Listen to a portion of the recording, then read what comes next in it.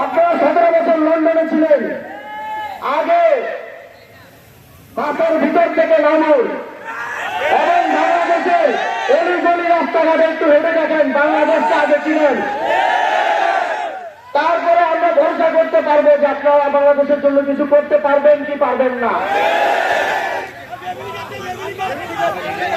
আমরা প্রত্যন্ত অঞ্চলের অলিগলি থেকে উঠে আসা নেতৃত্ব,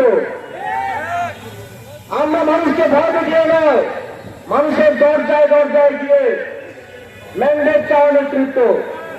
আমরা জুলাই গণঅভ্যুত্থানে বাংলাদেশের কোটি কোটি মানুষের অংশগ্রহণে শেখ হাসিনার মতো শক্তিশালী ফ্যাসিবাদকে বিতাড়িত করা নেতৃত্ব।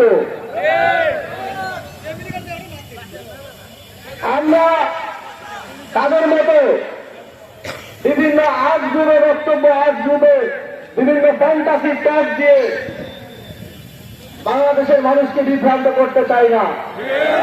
আমরা মাটি থেকে উঠে এসেছি, আমরা জানি মাটির মানুষের কি কি সমস্যা আছে, তার কি কি বাস্তববাদী সমাধান হতে পারে।